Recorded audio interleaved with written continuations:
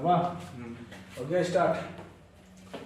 बिल्कुल से स्टार्ट कर दिया होगा हमको लगता है तुम। जी चल ही रहा होगा। हाँ सर। चलाते रहो चलाते रहो चलाते रहो चलाते रहो, कहियो तो आएगा ही जगह पर।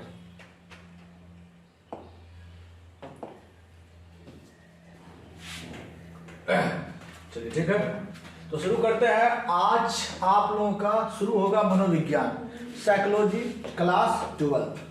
मनोविज्ञान का हम सारा का सारा चैप्टर को एक एक करके देखेंगे। चैप्टर पढ़ने के बाद साथ ही साथ इसके प्रश्न और उत्तर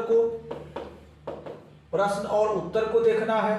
उसके बाद चैप्टर समाप्त होने के बाद हम इनके ऑब्जेक्टिव को देखेंगे। प्रश्न उत्तर के साथ ऑब्जेक्टिव जब खत्म हो जाएगा तो हमारा एक चैप्टर क्या हो जाएगा? समाप्त। इस प्रकार से क्रम करते करते हम साइकोलॉजी को समाप्त कर देंगे। तो शुरू करते हैं हम मनोविज्ञान। आखिर ये मनोविज्ञान साइकोलॉजी होता क्या है? सबसे पहले इन बातों को हम जानेंगे कि आखिर भैया साइकोलॉजी होता क्या है। देखिए, साइकोलॉजी की अगर बात करें, मनोविज्ञान की बात करें, तो ये पहले जो था दर्शन शास्त्र का विषय था। दर्शन शास्त्र अभी भी इंटर में है, जिसको हम फिलोसफी कहते हैं। इसके अंतर्गत ये विषय आता था जब विलियम वुड साहब, एक वैज्ञानिक था जिसका नाम था विलियम वुड, उसने एक लाइब्रेरी प्रयोगशाला बनाया और प्रयोगशाला में मुख्य रूप से उसने प्रयोग किया मानव के मन के बारे में। मन मतलब मस्तिष्क, बुद्धि, इच्छा, इनके बारे में इसने प्रयोग करना शुरू किया। किसके अंतर्गत? दर्शन शास्त्र के अंतर्गत।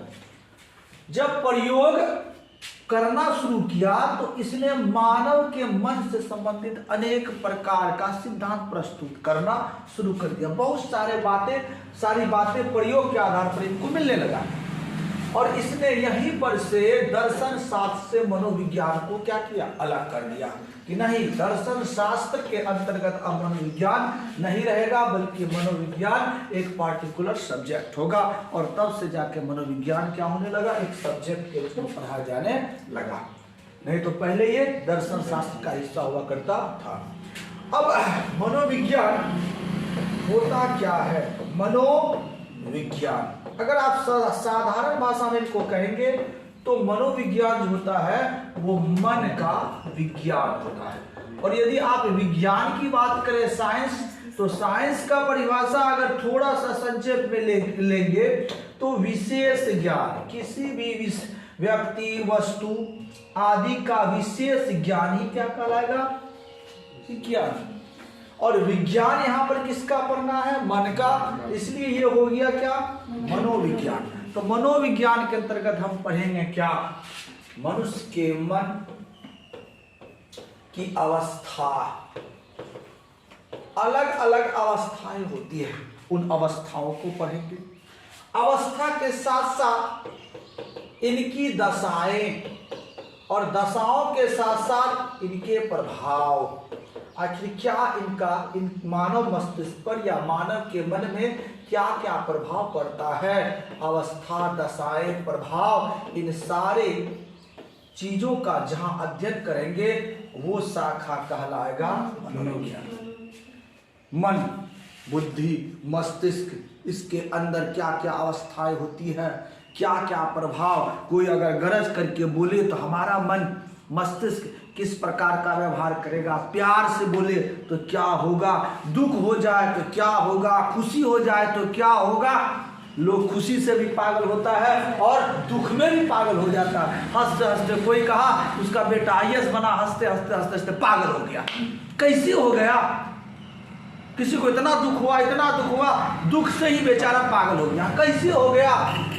इसी को समझना है कहाँ? मनोविज्ञान में। तो मनोविज्ञान के बारे में थोड़ा सा बात क्या जान लिए कि मनोविज्ञान प्रारंभ में दर्शन शास्त्र के अंतर्गत था और महान दार्शनिक विलियम वुड जो था वो मुख्य रूप से मानव के मस्तिष्क और मन के बारे में जांचना और परखना चाहते थे। उनके लिए उसने एक प्रयोगशाला बनाया और वहां पर उसने अध्ययन में पाया कि मानव मस्तिष्क, मन पर कई चीजों का प्रभाव पड़ता है, उनकी कई अवस्थाएं होती हैं, और इनके लिए उसने अपना सिद्धांत प्रस्तुत किया। और जब से ये सिद्धांत प्रस्तुत होना शुरू हुआ, वहीं से एक सब्जेक्ट फ्री होकर, स्वतंत्र होकर मनोविज्ञान बना। और यहां पर हम पढ़ेंगे क्या?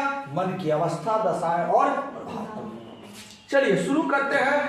क्लास 12 वर्ग 12वीं का पहला चैप्टर।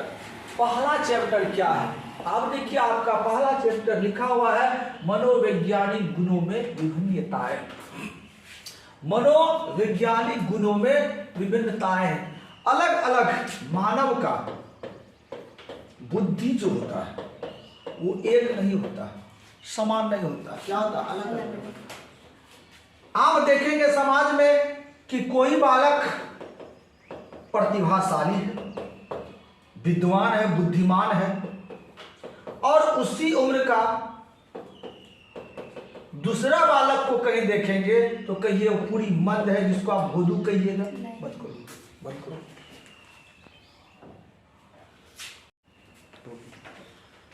तो कुछ बालक क्या होते हैं? प्रतिभाशाली। और उसी उम्र का कुछ बालक क्या होता है? मंद होता है, जिसको हम भोदू भी कहते हैं, भोदू भी कह देते हैं साधारण भाषा में। आखिर अगर ये लड़का 12 साल का है, ये भी लड़का 12 साल का है, तो एक लड़का प्रतिभाशाली कैसे हो गया, एक लड़का भोदू या मंद बुद्धि का कैसे हो गया? ये विभिन्नताएं क्यों आई? और ये विभिन्नता कहाँ आया? मानव के गुणों में, मानव के मन मस्तिष्क में। और इसी को पढ़ना है इस चैप्टर में, मनोवैज्ञानिक गुणों में। क्वेश्चन आपसे पूछा जाएगा कि व्यक्तिगत भिन्नता का क्या अर्थ होता है? दो तरह का भिन्नता होता है, एक सामूहिक और एक व्यक्तिगत। व्यक्तिगत भिन्नता में क्या पढ़ेंगे? देखिए, मनोवैज्ञानिकों के अनुसार व्यक्तिगत भिन्नता का अर्थ व्यक्तियों की विशेषताओं तथा व्यवहार के स्वरूप में पाया जाने वाला विशिष्ट परिवर्तन। यानी कि प्रत्येक व्यक्ति में कुछ न कुछ परिवर्तन होगा। हो सकता है उनके व्यवहार में परिवर्तन होगा, उसके कार्य में परिवर्तन होगा, उसके चाल में परिवर्तन होगा, उसके ढाल में परिवर्तन होगा। ये जो परिवर्तन होगा वो कहलाएगा व्यक्तिगत परिवर्तन। कुछ मनोवैज्ञानिक ये कहते हैं कि किसी भी व्यक्ति के व्यवहार पर जो परिवर्तन होता है वो स्थिति के अनुसार होता है। जैसा स्थिति आएगा उस तरह का। कुछ बच्चे कम उम्र में ही परिपक्व हो जाते हैं। परिपक्व मतलब मैच्योर मतलब जिसको कहिए कि बुद्धि हो गया। कैसा बुद्धि? बड़े लोगों की तरह वो सोचने और विचारने लगा, तो कहेंगे इसको बुद्धि हो गया। और इसी को साहित्य में कहा जाता है परिपक्व। छोटा में। और कुछ लोग क्या होते हैं, उनका उम्र बहुत बड़ा हो गया, उम्र भी बहुत ज्यादा हो गया, उसके बावजूद भी कहता है ए बड़ा हो गया, अक्ल भी नहीं। देखो फल्ला का बेटा इतना बड़ा हो गया, ढंगे न। और कहीं पर देखेगा है उसका बेटा, देखो बाप रे बहुत कम उम्र में इतना ज्यादा ढंग हो गया। तो बहुत सारा बात को वो कम उम्र में सीख लिया। और बहुत सारे बच्चे अधिक उम्र में भी नहीं सीख पाते। कौन सिखाता है? स्थिति। अब स्थिति क्या होता है? मान लीजिए कुछ बच्चा ऐसा है, उसको पूरी तरह आजादी दिया गया है, वो मनोरंजन की दुनिया में बिल्कुल से घुला मिला हुआ वीडियो गेम खेल रहा है, टीवी देख रहा है, कंप्यूटर पर बहुत सारा कार्य कर रहा, फेसबुक चला रहा है, व्हाट्सएप चला रहा है, ये सारा कार्य कर रहा है। कुछ बच्चे, मान लीजिए एक बालक 12 साल का, बस इसका काम पढ़ना और यही सब काम। एक बालक वह है जो स्कूल से आने के बाद बाजार जाता है और बाजार में अपने माता पिता के साथ सब्जी बेचता है या अन्य व्यापार में उनका सहयोग करता है। वो ये काम नहीं कर रहा है, वो इस तरह का काम कर रहा है। तो यहाँ माता पिता को लगता होगा कि मेरा बाल बच्चा जो है बहुत ज्यादा ज्ञानी हो रहा है, क्योंकि वो कंप्यूटर का इस्तेमाल कर रहा, टीवी को देख रहा, वीडियो गेम चला रहा है, पर क्या कि बस केवल यही इंडोर में घुसा हुआ है। ये बच्चा परिपक्व जल्दी नहीं होगा, चाहे आप इसको कहीं पर भी पढ़ा लीजिए, बड़ा बड़ा स्कूल में भी क्यों ना पढ़ा लीजिए, इसको ढंग जल्दी नहीं आएगा। इसी को कहेगा बड़ा हो गया बेढंगा। लेकिन ये बच्चा जो है, जब ये बाजार में अपने माता पिता के साथ रहेगा, काम करेगा, सामान को बेचेगा, तो इसको दुनिया कैसे चलता है, दुनियादारी क्या होता है, इस बच्चा को समझ में आ जाएगा। दोनों के व्यवहार में अंतर होगा। दोनों जब आएगा तो ये परिपक्व जैसा लगेगा कि बाप रे कितना बुद्धि है, यही लगेगा, ढेलवा भी लगेगा बचपन है करते करेगा।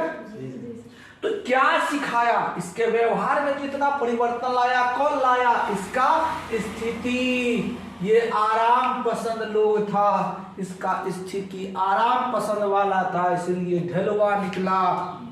भले पढ़ाई में तेज हो, लेकिन देश दुनिया के बारे में कैसे चलना है, देश दुनिया में समाज में कैसे बोलना है, कैसे बड़ों के सामने सम्मान या व्यवहार करना है, ये सारी चीजों की इसमें क्या होगी, कमी। ज्ञान भले ज्यादा हो, इनके पास ज्ञान भले कम हो, लेकिन इनको पता होगा कि दुनिया में चला कैसे जाता है।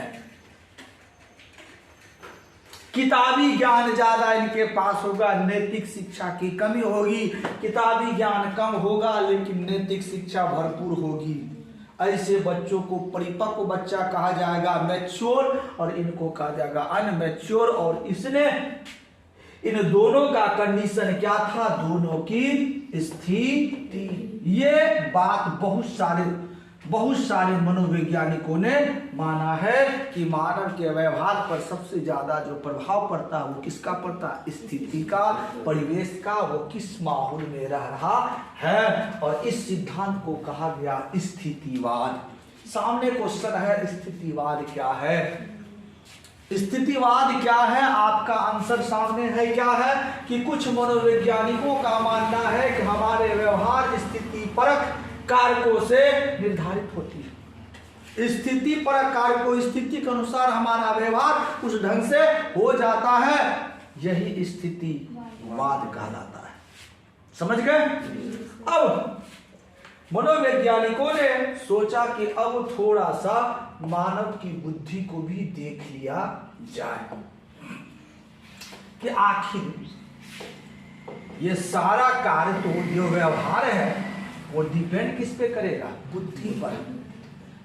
बुद्धि के लिए ज्ञान होना जरूरी नहीं है। अगर आप कहिएगा कि कोई आदमी ज्ञानी होगा तभी उसको बुद्धि होगा, नहीं। आप गांव समाज में सुने होंगे, कहता अरे पढ़ लिख लिया लेकिन बुद्धि नहीं। पढ़ लिख लिया, ज्ञान है, लेकिन उनको बुद्धि नहीं। तो ज्ञान होने से ही बुद्धि हो जाए ये जरूरी नहीं है। जो मूर्ख व्यक्ति है ना, वो भी, उनको भी ज्ञानी से ज्यादा बुद्धि होता है। तो बुद्धि और ज्ञान में धरती आसमान का फर्क है। अब यही बुद्धि आपको महान बनाएगा, ज्ञान नहीं। ज्ञान का आप उपयोग करेंगे किस पर, बुद्धि पर। आप एग्जाम्पल के तौर पर ले ले अकबर के बारे में। राजा अकबर कहा जाता है ये अंगूठा छाप था। अंगूठा छाप था, लेकिन बुद्धि इनको इतनी थी कि इनको महान बना दिया गया। और भारत में अगर महान शासक में, मुगल महान शासक में किसी को गिना जाता है तो वो कौन है, अकबर, जबकि ये पढ़ा लिखा व्यक्ति भी नहीं। हाँ, तो आप कह सकते हैं कि बुद्धि का तात्पर्य ज्ञान से नहीं है। ज्ञान आपको सहयोग करेगा, लेकिन महान आपको कौन बनाएगा, बुद्धि बनाएगा। तो बुद्धि तो एक विचित्र तरह का चीज होता है। एक मनुष्य में अलग बुद्धि, दूसरा में दूसरा।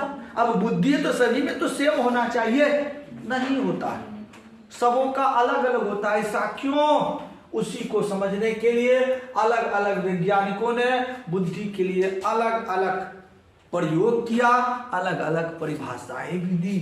तो पहला है बुद्धि क्या है, तो मनोवैज्ञानिकों द्वारा बुद्धि के कई परिभाषाएं दिए गए हैं, जिनमें से कुछ मुख्य है। कई दिया गया, एक नहीं कई। आप लिख सकते हैं वेल्स के अनुसार, वेल्स नामक मनोवैज्ञानिक थे और उसने क्या दिया परिभाषा, उसने कहा कि बुद्धि जो होता है नई परिस्थितियों में बेहतर काम करने के लिए अपने व्यवहार प्रतिमान को पुनर्गठित करने का गुण। नए परिस्थितियों में, परिस्थिति आपके सामने नया आ जाए, मान लीजिए आप ऐसे क्षेत्र में रह रहे हैं जहां बाढ़ कभी नहीं आता, ये बगल में नदी है, बाढ़ आ ही नहीं रहा क्योंकि बांध टूट ही नहीं रहा, लेकिन अचानक बांध टूट गया तो आप क्या कीजिएगा, हताश से मर जाइएगा, हो बांध टूट गया अब हम बचेंगे नहीं। कोई समस्या जब आएगा तो देखिए बहुत सारा लोग कहेगा अब क्या होगा, बचा लो, अब क्या होगा, अरे बाबा। उसी में से कुछ लोग ऐसे होता है, चिंता मत करो, समस्या आया है तो समाधान होगा, ठहर जाओ, काहे तुम लोग व्याकुल हो रहे, समाधान होगा ना। तो उसी में से जो बुद्धिमान लोग हैं वो लोगों को ढाढ़स बधाते हैं और उसी के चलते 10 लोगों का दिल में आता है, दिल में हृदय में लगता है कि हम भी बच जाएंगे, न तो बाबू आधा से ज्यादा आदमी तो हदासे से मर जाएगा। तो बुद्धि क्या है, नई परिस्थितियों में आपका व्यवहार किस प्रकार से काम करे, अगर बेहतर काम करे तो बुद्धि बेहतर है, बेहतर काम ना करे तो बुद्धि बेहतर है। जैसे बांध टूटा, अब कहा ऐसे भी मरेंगे वैसे मरेंगे, चलो पानी में धौस मार देते हैं, मर जाए। अरे बांध टूटा, बुद्धि लगाएंगे ना, तुरंत में केला का गाछ काटो, जल्दी जल्दी नाव पकड़ो या ऊंचा स्थान पे चलो, ले जा पाएंगे, ठीक है, इसे पटा दो, यहीं पे मर जाए। इसका मतलब आप में बुद्धि क्या है, कम है। तो बुद्धि का जो परिभाषा हमारे वेल्स साहब ने दिया, उसका कहना है कि नए परिस्थितियों में आपका व्यवहार किस प्रकार से कार्य करता है, वही आपका क्या कहलाएगा, बुद्धि। अब अगर दूसरा बात करें, दूसरा मनोवैज्ञानिक बी ने कई बार इस पे क्वेश्चन पूछा।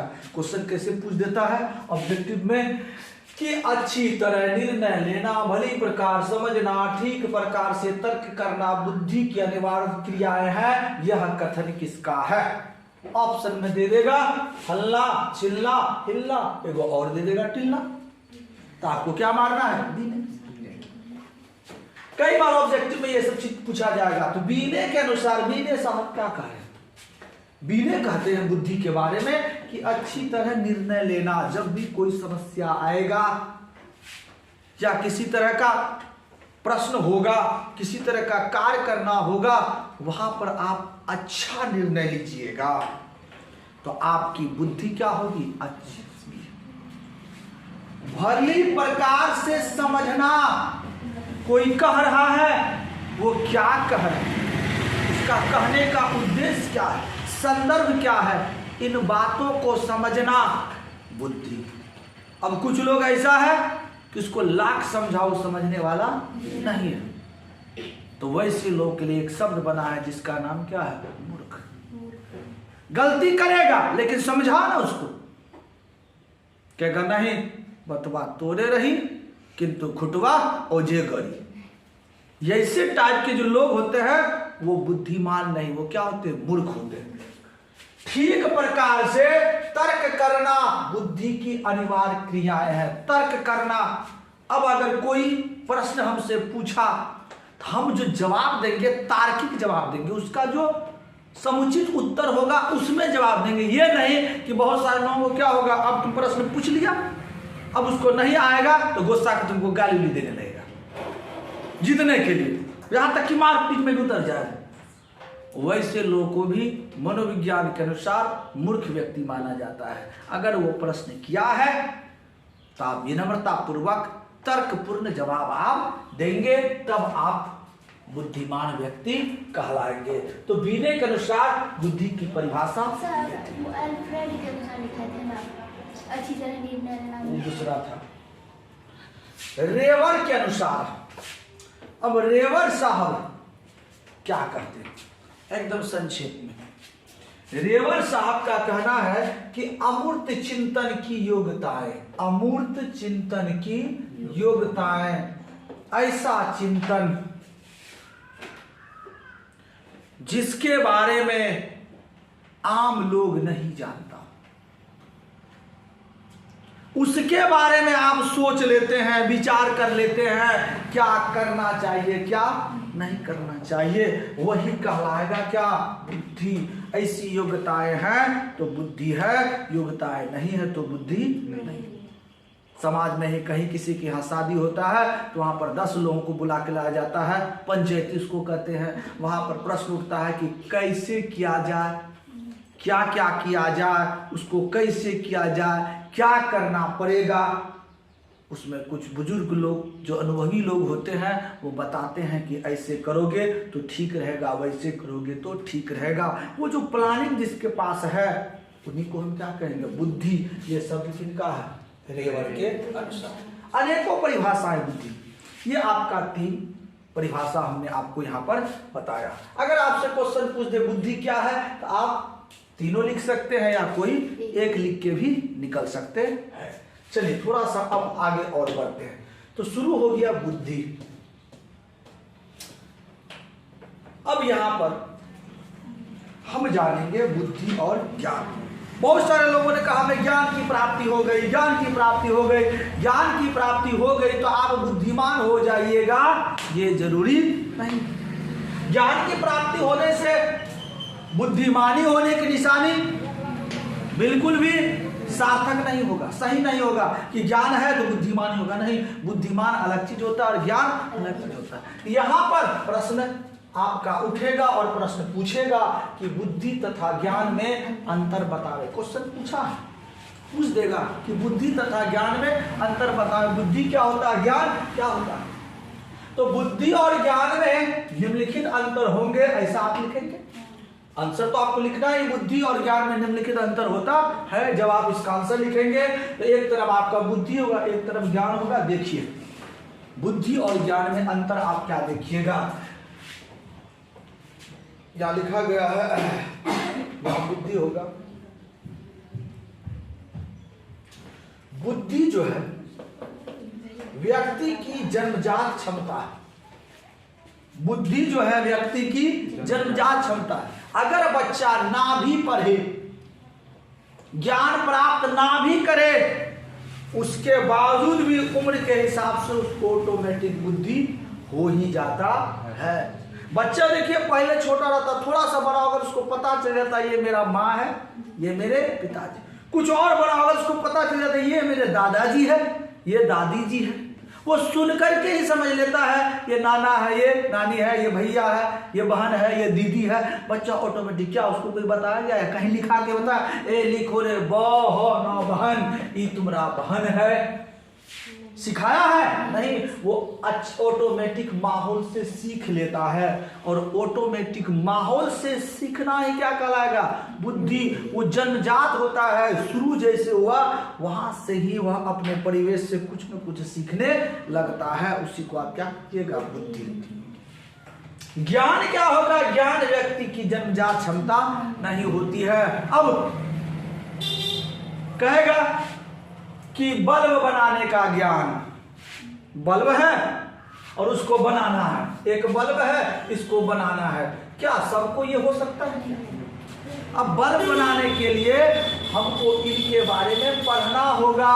जब हम इनके बारे में पढ़ेंगे तब ये चीज हमारे मस्तिष्क में आएगा कि फल्ला फल्ला चीज करने से बल्ब बनेगा, तब ये कहलाएगा क्या, ज्ञान। और आप बच्चा जन्म लिए और आपको ये चीज बता दिया जाएगा, संभव नहीं है। या बहुत सारा चीज आपने पढ़ लिया, पढ़ने के बावजूद आप पूरा इतिहास, भूगोल, मनोविज्ञान पढ़ लिए और आपको कहा जाएगा अरे तुम तो इंटर पास है और तुम बल्ब बना दो, क्या बना दीजिएगा? नहीं, क्योंकि हमें बल्ब बनाने का ज्ञान अभी प्राप्त नहीं हुआ।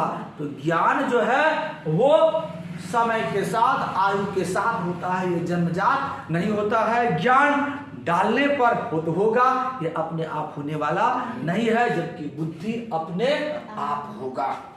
अपने आप बच्चा बोलना सीख जाता है। आजकल तो मोबाइल देख के बच्चा घर में सब कोई घरवा भाषा में, घरेलू भाषा में बोल रहा है। अगर वहां पर अंग्रेजी में बोल रहा है डॉग कैट, तो बच्चा ऑटोमेटिक कहता है ये डॉग है, ये कैट है।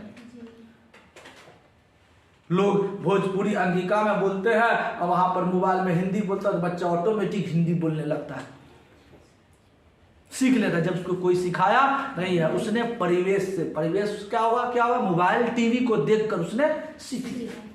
ये हुआ बुद्धि।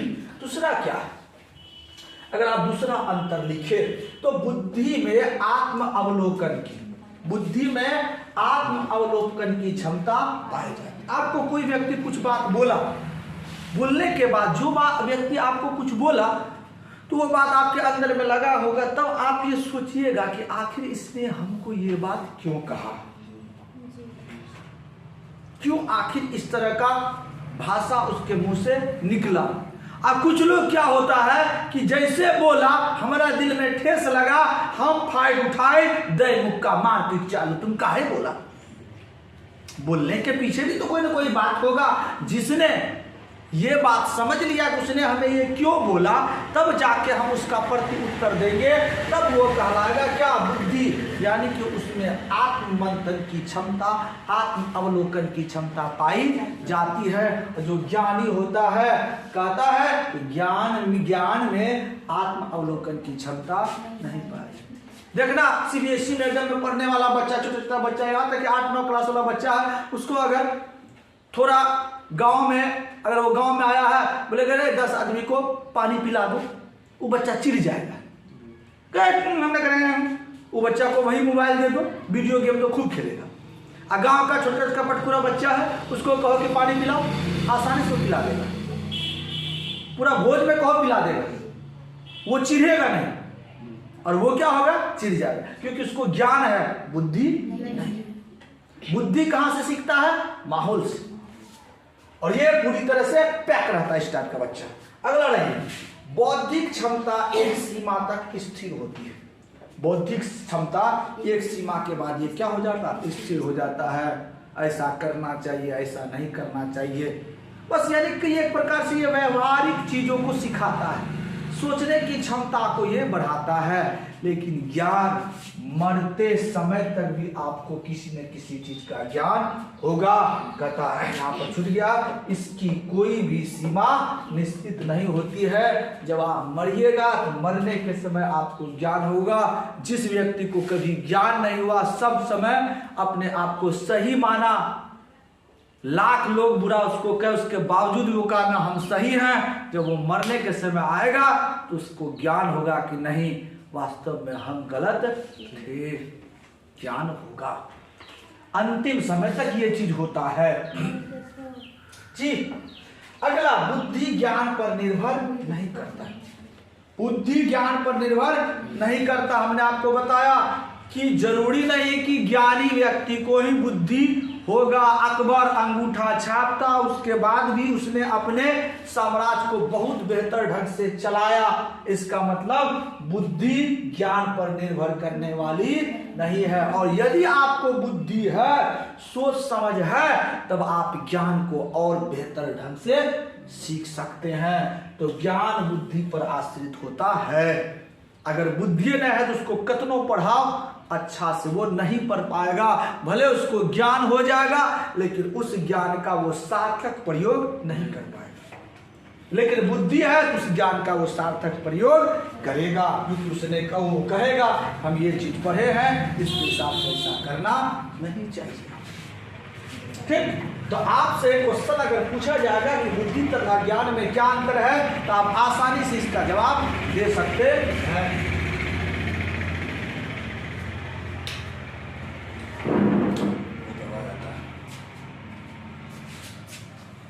चलिए अगला पॉइंट, बुद्धि के साथ साथ और भी कुछ बातें हैं मानव के मन में, वो क्या क्या है। फिर इसके बाद हम बुद्धि के प्रकारों को भी पढ़ेंगे और बुद्धि के प्रकार संबंधित सिद्धांत, बुद्धि निर्धारक तत्व। इसके अलावा अभिक्षमता, एटीट्यूड, अंग्रेजी में कहते हैं एटीट्यूड, खूब बोलचाल में होता है रे, एटीट्यूड दिखाता है, बहुत एटीट्यूड है रे। जैसे कुछ घमंडी टाइप का लड़का है, अब वो पहले बातचीत करता था, अब हमको देख लिया, देखने के बाद भी मुंह ऐसे हिला के उधर चल दिया, तब बोलते ये लड़का को ना आजकल बहुत ज्यादा एटीट्यूड हो गया। और हिंदी में उसको क्या कहेंगे? अभिक्षमता। क्या होता है अभिक्षमता? अभिक्षमता का अर्थ किसी व्यक्ति की कौशलों के अर्जन के लिए अंतर्निहित संभावना से है। वास्तव में जो एटीट्यूड है, एटीट्यूड का तात्पर्य उसकी कैपेसिटी से, कि वह कितना ज्यादा चीजों को ग्रहण कर पाएगा या ग्रहण कर पाने की क्षमता है, वही क्या कहलाएगा? अभी क्षमता। तो बहुत सारे लोग जो घमंड में फूलने लगते, कौन? अरे हमको पैसा हो गया, धन हो गया, दौलत हो गया, अब हम तुमसे बोलेंगे भला? जो व्यक्ति पहले चट्टी में बैठता था, साथ में खाता था, गप करता था, आज उसको किसी प्रकार से धन दौलत हो गया तो अपना ढांचा बदल लिया, चश्मा लगा लिया, टाई लगा लिया, जूता लगा लिया, और जिस दोस्त के साथ वो बैठता था आज उसके साथ बात भी नहीं करता। जब गया, के है रे फल्ला, तुमको थोड़ी पहचानते, कौन है तुम? तब कहते रे एटीट्यूड दिखाते हो। मतलब वो व्यक्ति अपने आप को क्या समझ रहा कि हमने बहुत कुछ पा लिया, हमारे पास वो पावर है कि हमको इससे लेना देना नहीं। यहां पर यही क्या है? अभी क्षमता। लेकिन वो व्यक्ति इसका गलत प्रयोग करता है। कहा जाता है कि अगर आप जितना ज्ञानी हैं आप उतना ही ज्यादा विनम्र होइए। ज्यादा धनी है तो कोई बात नहीं, धन का क्यों घमंड दिखाना? आपको ज्यादा धन है तो आप उतना ज्यादा दानी बनिए।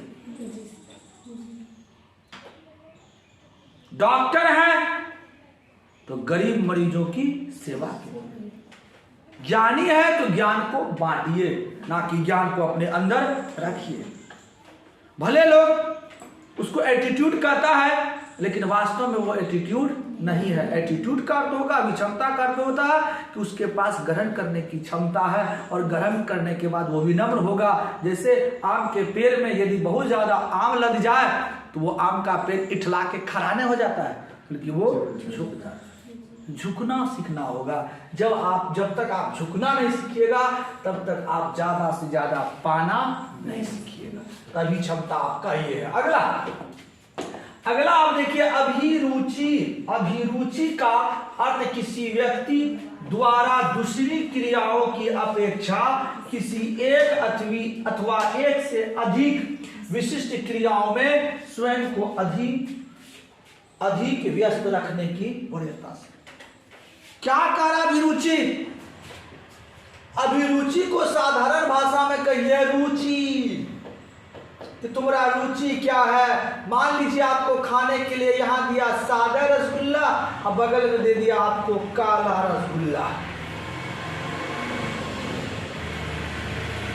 इधर है शाकाहारी भात दाल सब्जी, भात के साथ दाल, इधर डाल दिया भात के साथ मटन। इतना सारा भोजन है। यह है वस्तुएं। अब जो व्यक्ति को मांस पसंद होगा वो इस ओर आएगा क्या? नहीं। वो कहेगा छोड़ो रसगुल्ला, छोड़ो भात दाल, छोड़ो काला रसगुल्ला, इससे बढ़िया 2 पीस ज्यादा मटने खा ले। तो यहां पर क्या हुआ कि एक कार्य के, एक वस्तु की अपेक्षा, या कहिए अनेक वस्तु की अपेक्षा किसी एक वस्तु पर उसकी रुचि क्या है? ज्यादा है। उसी को आप क्या कहिएगा? अभिरुचि। 4 तरह का उसी तरह कार्य है। 4 कार्य में एक कार्य, 3 कार्य को इग्नोर करेगा। ऐसा नहीं कि वो रसगुल्ला नहीं खाता है, अब मटन को हटा दिया जाए तो रसगुल्ला भी खाएगा। अब रसगुल्ला को हटा दिया जाए, भूखा है तो भात दाल भी खाएगा। वो भात दाल भी खाता, रसगुल्ला सादा भी खाता, काला भी खाता, मटन भी खाता, लेकिन उन चारों में सबसे ज्यादा वो किसको पसंद करेगा? वही उसका क्या कहलाएगा? अभिरुचि। क्लियर है? यहीं पर, यहां पर वही है अभिरुचि। अभिरुचि का अर्थ किसी व्यक्ति द्वारा दूसरी क्रियाओं की अपेक्षा, यानी कि अन्य भोजन की अपेक्षा। भोजन हमने उदाहरण में दिया है, काम भी हो सकता है, वस्तु भी हो सकता है, कपड़ा लत्ता हो सकता है। 4 ठो कमीज है, उसमें से 1 ठो कमीज हमको ज्यादा पसंद है, यही उसका क्या कहलाएगा? अभिरुचि। अपेक्षा किसी एक अथवा एक से अधिक विशिष्ट क्रियाओं में स्वयं को अधिक व्यस्त रखना ही क्या कहलाएगा? अभिरुचि। 2 गुण हो गया। ये भी कहां से ऑर्डिनेट होता है? मस्तिष्क से, मन से। मन के मन हुआ, आज मन है मटने खाएंगे, छोड़ो दाल भात रसगुल्ला। मन। तीसरा व्यक्तित्व। व्यक्तित्व, ये व्यक्तित्व क्या है? तो देखिए, व्यक्तित्व का अर्थ व्यक्ति की अपेक्षाकृत अस्थायी प्रकार की उन विशेषताओं से है जो उसे अन्य व्यक्तियों से भिन्न बनाती है। व्यक्तित्व, पर्सनालिटी।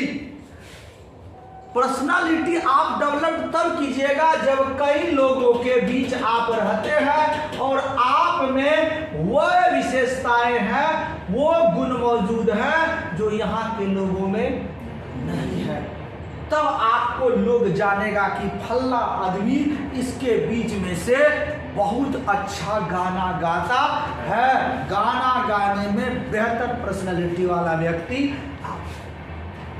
पढ़ने लिखने में फल्ला लड़का बहुत बढ़िया है, तो पर्सनालिटी वहां पर पढ़ने लिखने में आपका बेहतर है। कोई गुण ऐसा जो अन्य लोगों से आपको भिन्न करता है, वही आपका क्या कहलाएगा? पर्सनालिटी। 10 लड़का है, 10 लड़का में से 1 लड़का जो है बहुत अच्छा आचरण उनका है, 9 लड़का आवारा है, तो वो अच्छा आचरण उस लड़का का क्या हो गया? पर्सनालिटी, व्यक्तित्व। इसके बारे में हम और भी विस्तार पूर्वक पढ़ेंगे। बस छोटा छोटा टॉपिक है, क्वेश्चन पूछ देता है, कहेगा अभिक्षमता क्या है, तो आप आंसर दीजिएगा। अभिरुचि का क्या अभिप्राय है, आंसर ये दीजिएगा।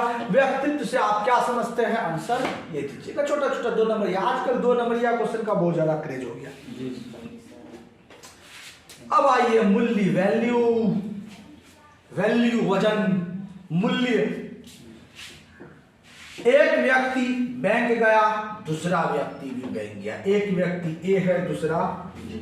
इसने भी मैनेजर साहब से कहा, मैनेजर साहब हमें लोन चाहिए, 5 लाख रुपया हमें लोन चाहिए।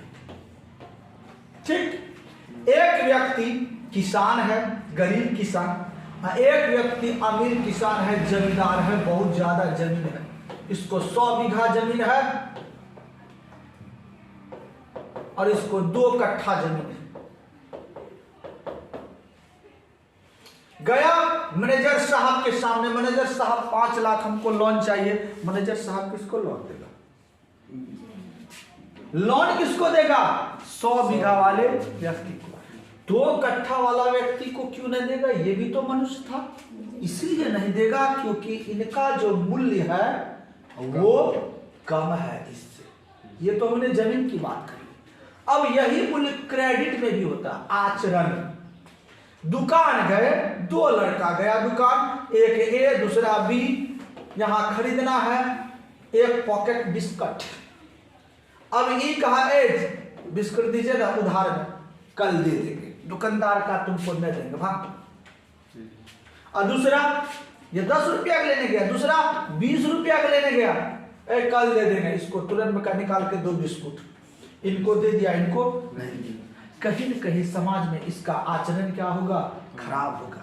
और कहीं न कहीं इसका आचरण अच्छा होगा, ये विश्वासी होगा, इसलिए 20 रुपया का भी सामान देने के लिए तैयार हो गया और इनको 10 रुपया का भी सामान देने के लिए तैयार नहीं हुआ।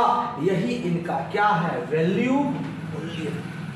और मानव के व्यवहार से ही आपका वैल्यू, मूल्य निर्धारित होगा। तो मूल्य का क्या है परिभाषा? मूल्य आदर्श व्यवहारों के संबंध में व्यक्ति के अस्थायी विश्वास होते हैं। व्यक्ति के मूल्य उसके जीवन में व्यवहारों के लिए एक मानक निर्धारित करते हैं और उन्हें निर्देशित करते हैं। व्यक्ति के लिए मानक तैयार करता। कौन सा मानक है? एग्जाम्पल के तौर पर बताए, विश्वास का, आचरण का। इसका आचरण अच्छा है, मानक तैयार हो गया, इसको आप दे सकते हो उधार। ये विश्वासी व्यक्ति है, कल ये लौटा के देगा। इनका मानक आपने क्या तैयार किया? ये बेईमान व्यक्ति है, ये आज ले लेगा फिर घुर के आने वाला नहीं है। तो उसके जीवन में जो व्यवहार है, उसी व्यवहार से व्यक्ति का वैल्यू बनता है, अर्थात मूल्य बनता है। क्लियर है? अब हम लोग इसका अगला भाग अगला क्लास में पढ़ेंगे, अगला लेसन में पढ़ेंगे। बस आज हम लोग इतना ही रहने देंगे।